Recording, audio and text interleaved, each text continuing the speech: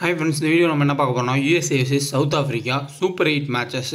So ரொம்பவுமே ஒரு முக்கியமான மேட்ச்சு. வீடியோக்குள்ளே போகிறதுக்கு முன்னாடி கிளியர் கட்டாக நான் சொல்லிடுறேன், 100% பர்ஃபெக்டாக எல்லா மேட்சுக்குமே சொல்ல முடியாது. ஸோ நானுமே தப்பாகவும் ப்ரெடிக்ட் பண்ணியிருக்கேன், தப்பாகவும் சொல்லியிருக்கேன். இது எதுக்காண்டி சொல்கிறேன்னா, வெஸ்ட் இண்டீஸ் அதுக்கப்புறம் ஒரு சில மேட்சஸில் ராங்காக போச்சு. அதை நம்ம அக்செப்ட் பண்ணி தான் ஆகணும். வெஸ்ட் இண்டீஸ் மேட்ச்லேயே பார்த்தோம்னா டீம் கொடுக்கல டெலகிராமில். அதே மாதிரி நம்ம கொடுத்துருந்த ப்ரெடிக்ஷனுமே நிறையாவது தப்பாக இருந்துச்சு. ஸோ தப்பாக கரெக்டாக சொல்கிறவங்க கரெக்டாக சொன்னதையுமே சொல்லணும்ல. கரெக்டாகவும் நிறைய ஆப்ஷன் நான் சொல்லியிருந்தேன். குல்பதீன் நைபு, அப்புறம் இன்னும் ஒரு சில பிளேயர்ஸ் லோ பர்சன்டேஜ் பிளேயருமே சொல்லியிருப்பேன். அதேமாதிரி ராம்லா குர்பாஸ் அவுட் ஆகிறதுக்கு அகில் ஹுசைனாவது சொல்லியிருப்பேன்.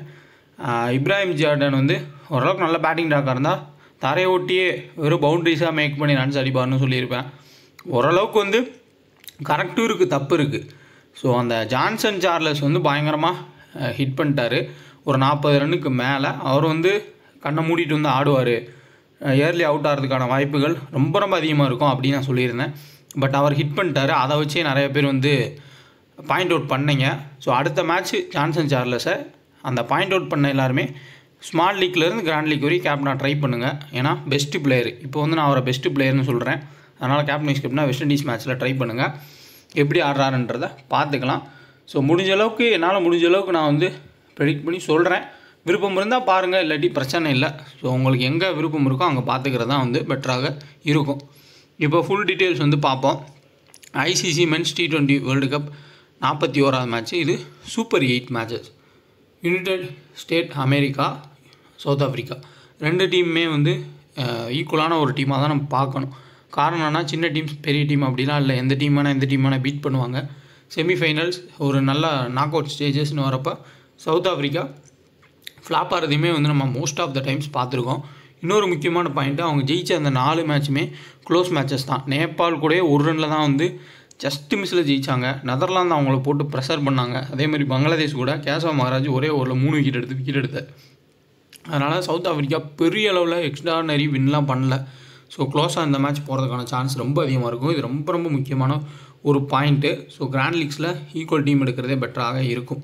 19 ஜூன் 8 மணிக்கு மேட்ச் ஸ்டார்ட் ஆகும். ஸோ விவி ரிச்சர்ட் ஸ்டேடியம் ஆன்டிகுவாவில் தான் மேட்சை ஸ்டார்ட் பண்ணுவாங்க. நல்ல ஒரு பேட்டிங் ட்ராக்காக இருந்திருக்கு. ஸ்பின்னர்ஸுக்குமே அசிஸ்டன்றது நல்லாவே ஹெல்ப் பண்ணுறது கிடச்சிருக்கு. ஃபேப்லோன் ஆப்பு இன்ஸ்டால் பண்ணாதவங்க இன்ஸ்டால் பண்ணிங்க. 2K டெக்கன் ரெஃபரோட பயன்படுத்தி. அதேமாதிரி ஃபஸ்ட்டு நீங்கள் டெபாசிட் பண்ணுறப்போ 50 ருபீஸ்க்கு மேலே உங்களுக்கு 5% எக்ஸ்ட்ரா கேஷ்மே தராங்க. ஸோ ட்ரை பண்ணி பாருங்கள். ஃபுல் டீட்டெயில்ஸ் பார்ப்போம். ICC men's T20 world cup super 8 matches. United State America versus South Africa. So வாங்க வீடியோக்குள்ளே போகலாம். சேனலில் ஜாயின் பண்ண நினைக்கிறவங்க ஒரிஜினல் சேனலான்னு செக் பண்ணி ஜாயின் பண்ணுங்கள். ஃபேக் சேனல்ஸ் எதுவும் ஜாயின் பண்ணிடாதீங்க. இதுதான் கரெக்டான ஒரிஜினல் சேனல். அதேமாதிரி டீம் தரேன் அமௌண்ட்டுன்னு கேட்டால் எங்கேயுமே கொடுக்காதீங்க. உங்கள் டீமை வச்சு ப்ளே பண்ணுங்கள். அதான் நான் எப்போயே சொல்கிறது. இல்லை ஃப்ரீயாக டீம்ஸ் கிடச்சா அதை வச்சு ஆல்டர் பண்ணி கூட ப்ளே பண்ணுங்கள். அமௌண்ட் கொடுத்து டீம் வாங்குறது ரொம்ப ரொம்ப வேஸ்ட்டு. ஸோ கண்டிப்பாக யாரும் அந்த தப்பை பண்ணாதீங்க. ஃப்ரீ டீம்ஸை பயன்படுத்துங்க. உங்களோட டீம்ஸை பயன்படுத்திக்கோங்க.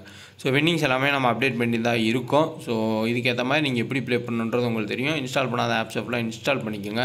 அதேமாதிரி குபேரா ஃபேண்டசி ஆப்புக்கான வின்னிங்ஸும் நம்ம போஸ்ட் பண்ணுவோம். ஈஸியாக வின் பண்ணலாம். ஒரு பிளேயரை செலக்ட் பண்ணி ப்ளே பண்ணாலே போதும் குபேரா ஃபேண்டசி ஆப்பில். ஸோ கண்டிப்பாக இன்ஸ்டால் பண்ணிக்கோங்க. நல்ல வின்னிங்ஸ்ன்றது கிடைக்கும். ஸோ 2K ஃபேண்டசி நம்பரோட பயன்படுத்திக்கோங்க. ஸோ கரெக்டான டெலகிராமை மட்டும் பார்த்து ஜாயின் பண்ணிக்கோங்க. மறுபடியும் சொல்கிறேன். அதேமாதிரி எங்கேயுமே அமௌண்ட்டு கொடுத்து ஏமாந்துடாதீங்க. நீங்களே உங்கள் டீமை க்ரியேட் பண்ணுங்கள். கண்டிப்பாக வின் பண்ண முடியும். ஸோ ஒரிஜினல் சேனலாக செக் பண்ணி ஜாயின் பண்ணிக்கோங்க. ஸோ விவி ரிச்சர்ட்ஸ் ஸ்டேடியமில் நடந்த கடைசி 2 மேட்ச் பார்க்கலாம். 2 மேட்ச்சுமே ரொம்ப டிஃப்ரெண்ட்டாக தான் இருக்கும். ஸோ பிச் ரிப்போர்ட்டை பொறுத்தவரையே கெஸ் பண்ணுறதுன்றது ஆன் டைமில் பிச் ரிப்போர்ட் கிடைக்கிறது ரொம்ப ரொம்ப முக்கியம். ஒரு மேட்ச் ஃபுல்லாக மழையினால் பாதிக்கப்பட்டு ஒரு 10 ஓவர் மேட்ச் மாதிரி ஆடிருந்தாங்க. பட் அது ஓமான் கூட தான் இங்கிலாந்து ஆடினாங்க. ஸோ பப்புவா நியூகினியா, அதுக்கப்புறம் உகாண்டா, ஓமான்லாம் ரொம்ப ரொம்ப ஸ்மால் டீம்ஸ் தான் சொல்லணும்.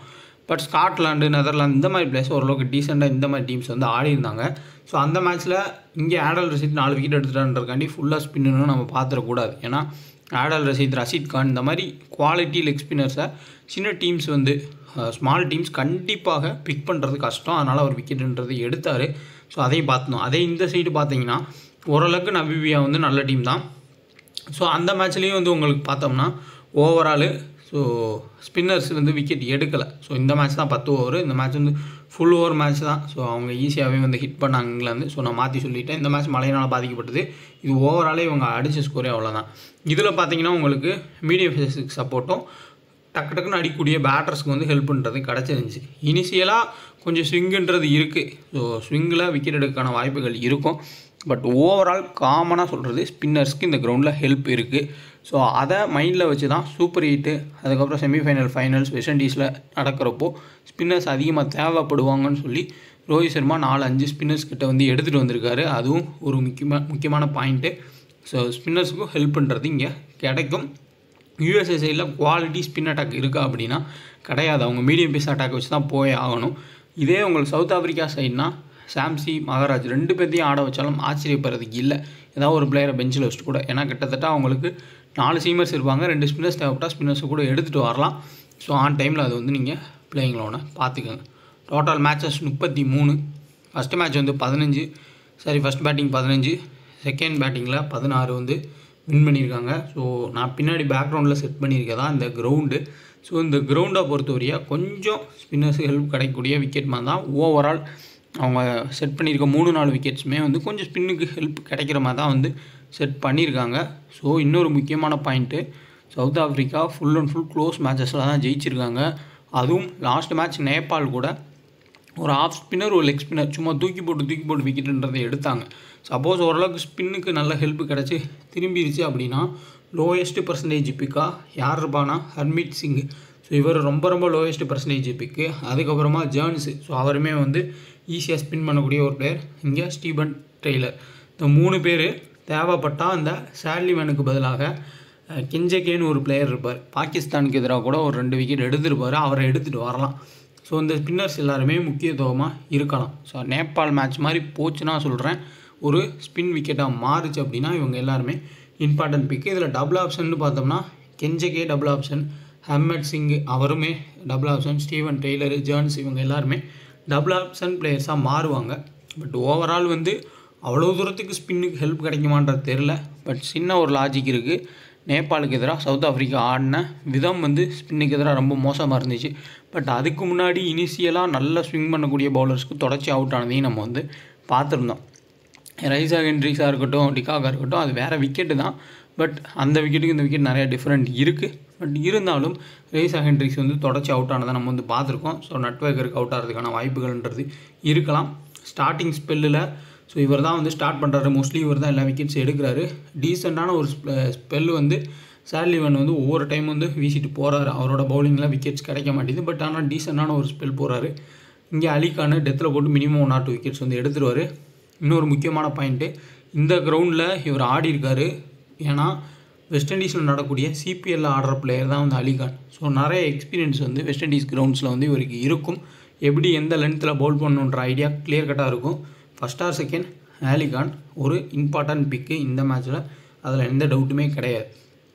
பட் ஸ்பின்னர்ஸ்க்கு ஹெல்ப்புன்னு கிடைக்கிறப்போ ஒரு டீமாச்சும் நீங்கள் ஸ்பின் பேஸில் செட் பண்ணீங்க அப்படின்னா இந்த ஸ்பின்னர்ஸை ஃபுல்லாக நீங்கள் எடுத்துக்கிறது, டபுள் ஆப்ஷன் இருக்கக்கூடிய பிளேயர்ஸ் இல்லை சும்மா பார்ட் டைம் பவுலர்ஸோ ஏதோ ஒரு ஸ்பின்னர் எடுத்துக்கிறது ஒரு பெட்டராக இருக்கும். நேபாளிலே அவங்களாம் வந்து பார்ட் டைம் ஸ்பின்னர்ஸ் தான், அவங்களே விக்கெட் எடுத்தாங்க.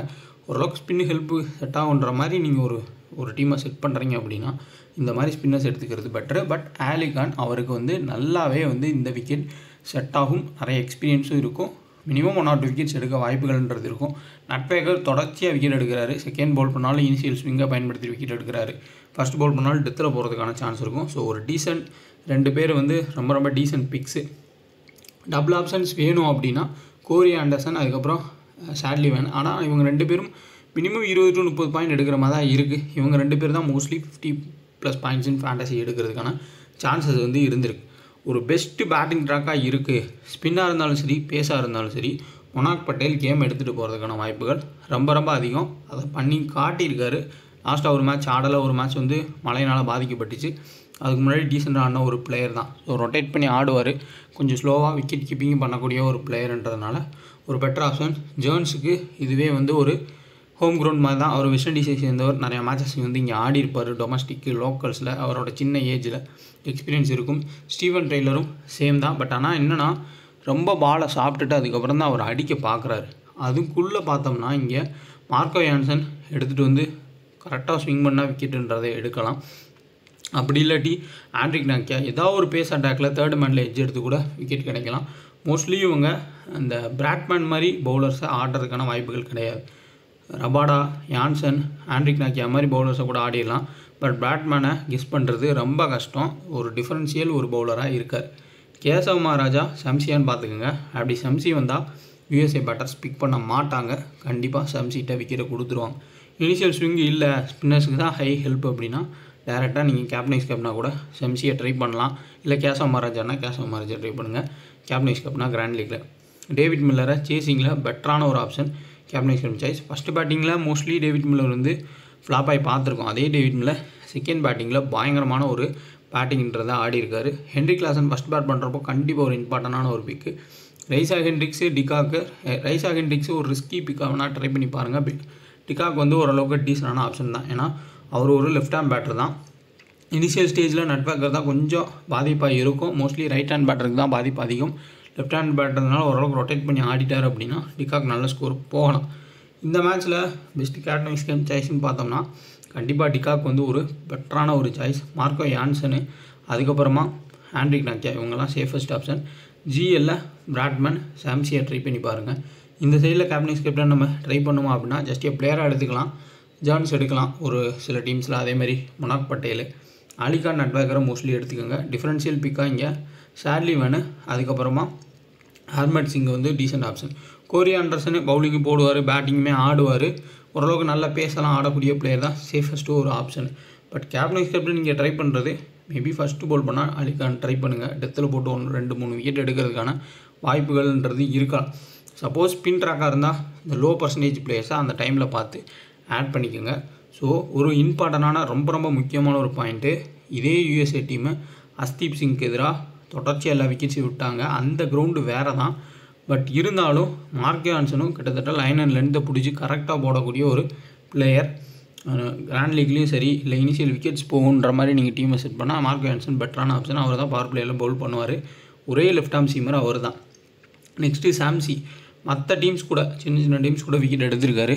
யூஎஸ்ஏ கூட விக்கெட் எடுக்க முடியுமா அப்படின்றதையும் பார்க்கணும். நல்ல ஸ்பின் ட்ராக்காக இருந்துச்சு அப்படின்னா விக்கெட் எடுக்கலாம். பிக் பண்ண முடியாது. ஏன்னா சாம்சி மாதிரி பிளேயர்ஸே இவங்க ஆடி இருக்க மாட்டாங்க. சாம்சியே ஆடி இருக்க மாட்டாங்க, அதுதான் உண்மை. ஸோ விக்கெட் எடுக்கிறதுக்கான வாய்ப்புகள் சாம்சிக்கு அதிகமாக இருக்கும். சேசிங்னு வந்தால் முக்கியத்துவம் David Miller. One side team set பண்ணிங்கன்னா தேவையில்லை. பட் க்ளோஸாக போகுன்ற மாதிரி நீங்கள் செட் பண்ணிங்கன்னா டேவிட் மில்லர் எடுத்துக்கோங்க. அப்போ இனிஷியலாக நட்பேக்கர் விக்கெட் எடுக்கிற மாதிரி கான்செப்ட்டு. ரைசா ஹென்ட்ரிக்ஸ் தான் கொஞ்சம் டவுட்டாக இருக்குது. பட் ஜான்சன் சார்லஸ் மாதிரி ஹிட் பண்ணாலும் ஹிட் பண்ண தான். ஒரு பிளேயரை டேரெக்டாக வந்து நம்ம சொல்லக்கூடாது தான். ஸோ நான் சொல்லியிருப்பேன், ஜான்சன் சார்லஸ் வந்து பாலே பார்க்காம ஆடிடுவார், உடனே அவுட் ஆவார்னா அது அப்படியே ஆப்போசிட்டாக நடந்துச்சு. ஆப்போசிட்டாக நடந்தோன்னே நிறைய பேர் வந்து சொன்னீங்க. ஸோ அதனால் ரைசா ஹென்ட்ரிக்ஸ் வேணால் எடுத்துக்கோங்க. பட் வாய்ப்புகள்ன்றது இருக்கும் அவுட் ஆகிறதுக்கு. பட் அவருக்கும் கொஞ்சம் ஃபார்முக்கு திரும்பி இருக்கார். அப்படி தப்பிச்சிட்டாரு அப்படின்னா நல்ல இன்னிங்ஸ் ஆடலாம். ஏடல் மாக்ரம் ஃபார்ம்லேயே கிடையாது, ரொம்ப போரான ஒரு ஃபார்ம். பவுலிங்கும் போன மேட்ச் வந்து பவுல் பண்ணி ஏதோ ஸ்பின் விக்கெட்ன்றதுனால விக்கெட் எடுத்தார். இங்கேயுமே ஃபுல் அண்ட் ஃபுல் உங்களுக்கு ரைட் லெஃப்ட்டு மாறி தான் வருவாங்க. ஸோ தேவைப்பட்டால் ஏடல் மாக்ரம் வீசலாம். மோஸ்ட்லி இவங்களே வச்சு பவுலிங் முடிக்கிறதுக்கு தான் வந்து பார்ப்பாங்க. ஸோ பார்த்துக்கோங்க. ஸோ டிஃபரன்ஷியல் பிக்காக ஷார்லிவன் ஒரு லோவஸ்ட் பர்சன்டேஜ் பிக்கு. ஸோ வேணால் ஒரு சில டீம்ஸில் ட்ரை பண்ணி பாருங்கள். அதேமாதிரி ஹர்மட் சிங்கு இல்லை கெஞ்சகே ஆடினா கெஞ்சகே வந்து நீங்கள் ட்ரை பண்ணி பார்க்கலாம். அவர் டிஃபரன்ஷியல் பிக். ஏர்லி விக்கெட் ஸ்டாப்பில் போகுன்ற கான்செப்ட் போனால் ஏதாவது ஒரு சில டீமில் கோஸ் வந்து ட்ரை பண்ணி பாருங்கள். ஸ்டீவன் டெய்லர் கொஞ்சம் டவுட்டு தான். இனிஷியலாக வந்து தாக்கு பிடிச்சி ஆறுன்றது எட்ஜ் எடுத்துச்சுன்னா ஈஸியாக அவுட் ஆயிடுவார். இந்த சைடில் லோயஸ்ட் பர்சன்டேஜ் பிக்கு டிஃபரன்ஷியல் பிக்குன்னு பார்த்தோம்னா ஸ்டப்ஸு. பட் அந்தளவுக்கு வந்து போகுமா அப்படின்றது பார்க்கணும். சேசிங்னா டேவிட் மில்லரு. அதேமாதிரி ஃபஸ்ட்டு பேட்டிங்னா ஆடுவாங்க. நல்ல ஒரு பேட்டிங் ட்ராக்காக செட் ஆகிக்கிச்சு அப்படின்னா நீங்கள் சவுத் ஆஃப்ரிக்கன் பேட்டர்ஸை ஃபுல்லாக கூட எடுத்துகிட்டு இங்கே பவுலர்ஸில் ஒரு 2 பேர் எடுத்து இங்கே கூட எடுத்துக்கோங்க. பட் ஆனால் ஜோன்ஸ் நல்லா ஆட வாய்ப்புகள் இருக்கும், ஆண்டர்சனுக்கும் வாய்ப்புகள்ன்றது இருக்கும். ஸோ சேஃபஸ்ட்டு கேப்டன்ஸ் கேப்டன் சாய்ஸ்னா டிகாக்கு, அதேமாதிரி மார்க்கோ யான்சன், ஆண்ட்ரிக் நாக்கியா. கிராண்ட் லீக்ஸில் பிராட்மேன், சாம்சி ஒரு பெட்டர் ஆப்ஷன். இந்த சைடில் உங்களுக்கு கிராண்ட் லீக்கில் மட்டும் ஃபஸ்ட் பவுல் பண்ணால் அலிகான் டீசெண்டாக எடுக்கணும்னா நட்பேக்கர் அலிகானை வந்து எடுத்துக்கிறது பெட்ரு. சேஃபஸ்ட் ஆப்ஷன் கோரி ஆண்டர்சன், ஜேர்ன்ஸ் இந்த மாதிரி பிளேயர்ஸ் எடுத்துக்கிறது தான் வந்து கரெக்டாக இருக்கும். ஸோ இந்தியாவுக்கு எதிராக லெஃப்ட் ஹேண்ட் சீமருக்கு வரிசை அவுட் ஆன இதே யூஎஸ்ஏ லெஃப்ட் ஹேண்ட் சீமருக்கு எதிராக அவுட் ஆகிறாங்களா இல்லை அடிக்கிறாங்களான்றதை உங்கள் மைண்டுக்கு எப்படி தோணுதோ அதுக்கேற்ற மாதிரி மாற்றிக்கங்க. இன்னொன்று ஆண்ட்ரிக் நாக்கியா பேட்மேன் தான் விக்கெட்ஸ்ன்றது எடுக்கிறாங்க. ரபாடானால பெரிய அளவோட விக்கெட் எடுக்க முடியலை. சப்போஸ் இனிஷியல் ஸ்டேஜில் தாக்கு பிடிச்சி ஆடிட்டாங்க அப்படின்னா அதுக்கப்புறம் கேசவ் மகாராஜோ சம்சியை தூக்கி போட்டு விக்கெட் எடுக்கான சான்ஸ் ரொம்ப அதிகம். ஃபஸ்ட்டு பவுல் பண்ணாலும் சரி, செகண்ட் பவுல் பண்ணாலும் சரி. இந்த சைடில் இம்பார்ட்டண்டான பவுலர்ஸ் அலி கான், அதுக்கப்புறமா நட்பேக்கர் தான். ஸ்டார்டிங்கில் தொடர்ச்சியாக ஃப்ளாப்பான ரைஸா ஹென்ட்ரிக்ஸ் மறுபடியும் நல்ல ஒரு பால் போட்டால் அவுட் ஆகிறதுக்கு வாய்ப்புகள் இருக்கும். பட் நின்றுட்டார் அப்படின்னா ஓரளவுக்கு அவரும் ஸ்கோர் பண்ணலாம். ஸோ அதை ஆன் டைமில் பார்த்துக்கோங்க. இந்த கிரவுண்டில் ஸ்டீவன் டைலர் 2 மேட்ச் ஆடி 25 ரன்னு. கோஸோட ரீசன்ட் ஃபார்ம் இதுதான். இங்கே ஜான்ஸ் 2 மேட்ச் ஆடி 67 ரன் ஸ்கோர் பண்ணியிருக்காரு. 2 பேருமே வெஸ்ட் இண்டீஸை சேர்ந்தவங்க தான். Ali Khan 1 match 1 wicket. But CPL records ஓரளவுக்கு ஆடி இருக்காரு. David Miller 1 match 33. இன்னொன்று சிபிஎல்ல ஆடக்கூடிய பிளேயர்ஸ்ன்னு பார்த்தோம்னா சம்சியுமே சிபிஎல்ல ஆடக்கூடிய பிளேயர் தான். அவர் சிபிஎல் ஆடுறாரு அதிகமான மேட்சஸ். டேவிட் மில்லர் ஆடுறாரு. ஸோ எனக்கு தெரிஞ்ச வரைய டிகாக் ஒரு சில மேட்சஸ் ஆடிருக்கலாம். பட் சம்சி அதுக்கப்புறமா டேவிட் மில்லர் மோஸ்ட்லி ஆடிருப்பாங்க இந்த கிரவுண்டில். அதேமாதிரி அலி கான் ஆடிருக்காரு. இது இன்டர்நேஷ்னல் ரெக்கார்டு தான். சிபிஎல் ரெக்கார்டு கிடச்சிச்சு அப்படின்னா ஒரு டெலகிராமில் அப்டேட் பண்ணுறேன், அதை கூட பார்த்துக்கோங்க. ஜிஎஸ்டி இல்லாமல் ஒரு பிளேயர் செலக்ட் பண்ணி ப்ளே பண்ணால் குபேரா ஃபேண்டசி ஆப் இன்ஸ்டால் பண்ணிங்க. ஜிஎஸ்டி ஃப்ரீயாக கொடுத்துட்ருக்காங்க. ஒரே பிளேயர் செலக்ட் பண்ணலாம். இதிலே டியோ ப்ரோன்னு இன்னொரு ஆப்ஷன் இருக்கும். 2 பிளேயர் செலக்ட் பண்ணுற மாதிரி இருக்கும். அது இன்னுமே இன்ட்ரெஸ்டிங்காக இருக்கும். லாஜிக்கலாக யோசிச்சு கரெக்டாக ஸ்டாட்ஸ் படி இல்லை பேட்டர்ஸ் படி எடுத்திங்கன்னா நல்ல ஆப்ஷன். ஸோ கேப்டனைஸ்க்கு நான் கொடுத்துருக்கேன். ஆண்டர்சன் இங்கே ஜோன்ஸை எடுத்திருக்கேன். நட்பேக்கர் அலி கான். ஸோ ஆன் டைமில் பிச் ரிப்போர்ட் எப்படி இருக்கோ அதுக்கேற்ற மாதிரி மாற்றிக்கலாம். இங்கே சாம்சி கேப்டன் கொடுக்கணும் கொடுங்க, இல்லை கேசவ் மகாராஜானா கேசவ் மகாராஜா கொடுத்துக்கோங்க. டிகாக்கும் ஒரு பெட்டரான ஆப்ஷன் தான். So last match Harshdeep Singh out ஆனவங்க மார்க்கோ யான்சனுக்கு அவுட் ஆவாங்களா அப்படின்றது யோசிச்சுட்டு உங்கள் டீம்ஸுன்றதை மேக் பண்ணிக்கோங்க. டெலகிராமில் விருப்பம் உள்ளவங்க ஜாயின் பண்ணிக்கோங்க. ஸோ வீடியோ பிடிச்சிருந்தால் லைக் பண்ணுங்கள், பிடிச்சிருந்தால் வீடியோவை ஷேர் பண்ணுங்கள். டெலகிராமில் பார்த்து ஜாயின் பண்ணிக்கோங்க.